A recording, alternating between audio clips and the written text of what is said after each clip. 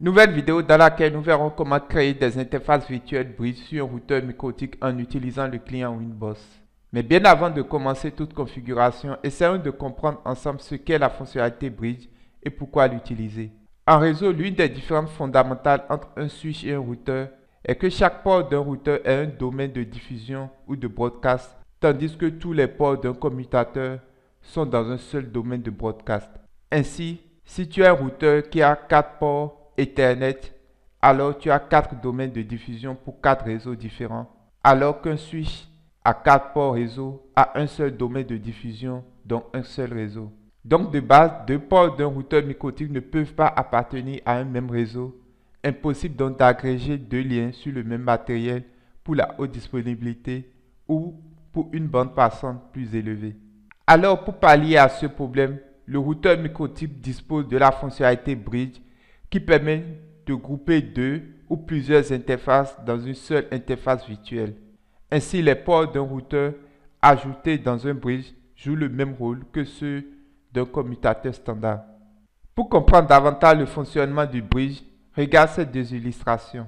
Cette première image illustre un réseau sans bridge dont l'interface Ether 2 est connectée au réseau 192.168.100.0/24 et l'interface Ether 3 est connectée à un réseau complètement différent qui est 192.168.200.0/24.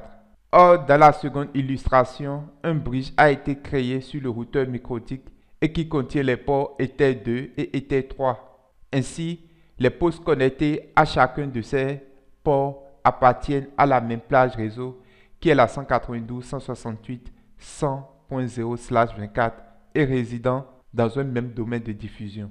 Avant de découvrir la topologie de ce lab, note aussi que l'autre avantage très important du bridge est d'agréger deux ou plusieurs technologies réseau, c'est-à-dire par exemple regrouper dans un seul réseau le réseau filaire Ethernet et le réseau sans fil Wi-Fi. Voici la topologie réseau de notre lab composée d'un routeur microtique, du matériel cloud pour l'accès au réseau Internet et deux VPC.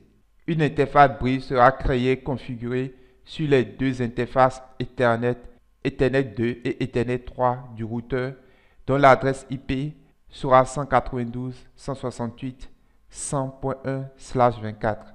Le routeur fera office du serveur DHCP dont l'adresse réseau est 192.168.100.0/24.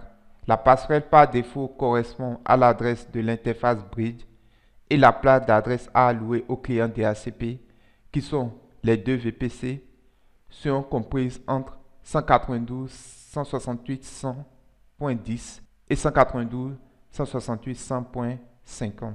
Et pour mettre en place cela, voici les 5 tâches à réaliser. En 1, nous allons créer ensemble une interface Bridge nommée LAN Bridge sur le routeur microtique. En 2, nous allons ajouter les interfaces Ether 2 et Ether 3 au bridge créé. En 3, nous allons configurer une adresse IP pour l'interface bridge. En 4, configurer un serveur DHCP sur le routeur microtique via cette interface bridge. Et pour terminer, la tâche 5 sera de vérifier si les adresses IP obtenues par les clients VPC appartiennent au même sous-réseau. Donc, accède à ton client Winboss, puis connecte-toi au routeur microtique. Admin comme login sans mot de passe, puis définis un mot de passe lors de ta première connexion.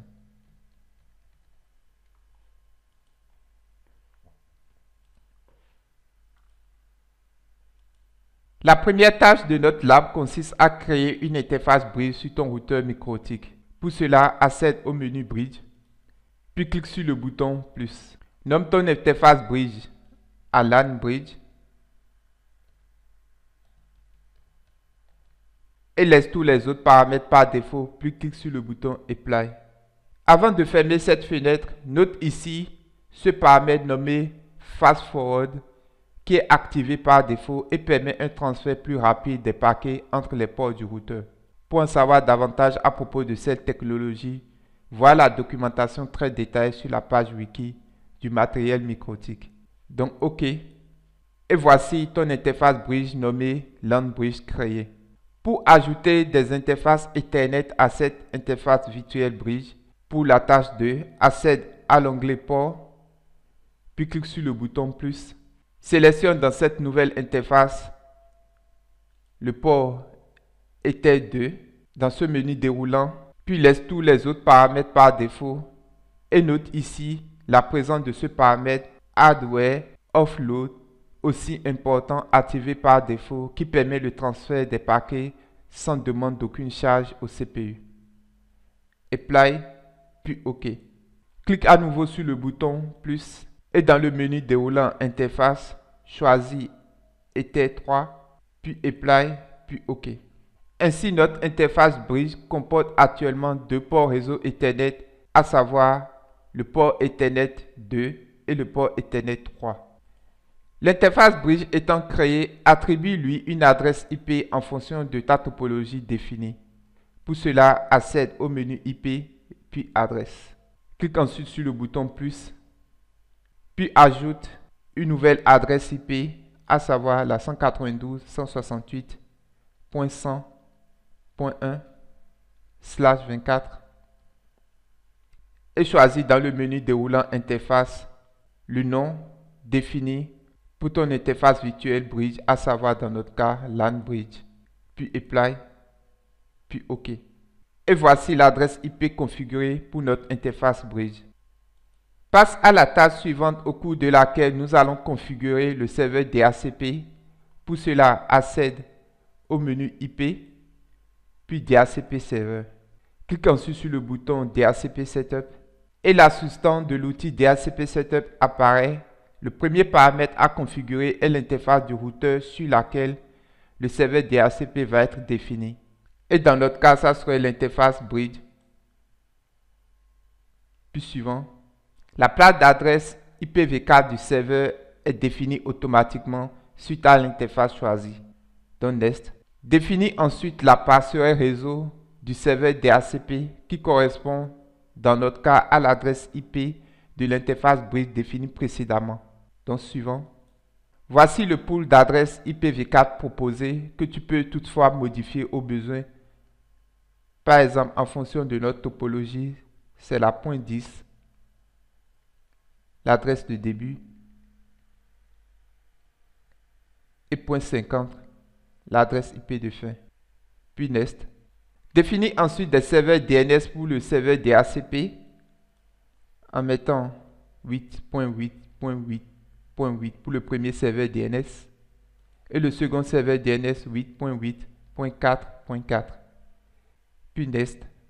La mise à jour du bail pour l'allocation des adresses IP au client DHCP étant ici de 10 minutes, ce qui est un peu court, opte pour une journée de 24 heures.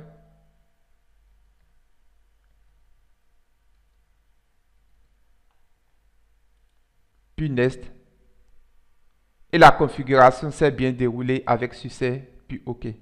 Donc voici le nouveau serveur DHCP déployé. En accédant ici à l'onglet Network, voici le nouveau réseau configuré qui est le 100.0.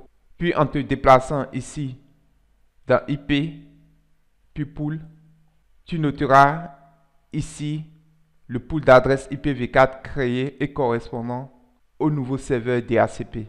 Donc vérifie à présent les adresses IP obtenues par chaque client VPC. Donc de retour au sein du simulateur GNS3, en accédant à PC1, puis en entrant la commande DHCP avec l'option D pour une requête DHCP, puis Entrée.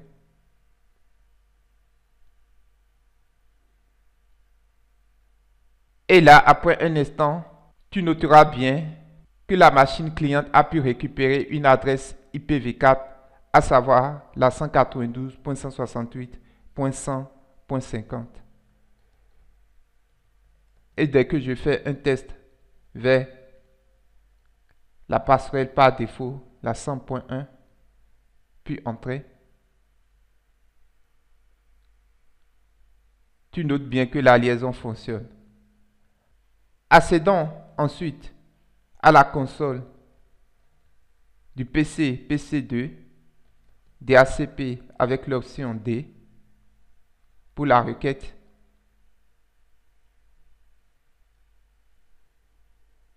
Et il obtient également une adresse IP, la .49, dont je pourrais tester la connectivité avec le premier PC qui est la 168.100.50. Puis entrer.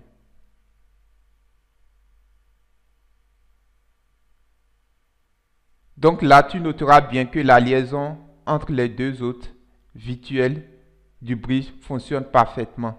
Donc les ports Ether 2 et Ether 3 du routeur mycotique appartiennent au même réseau grâce à l'interface bridge configurée.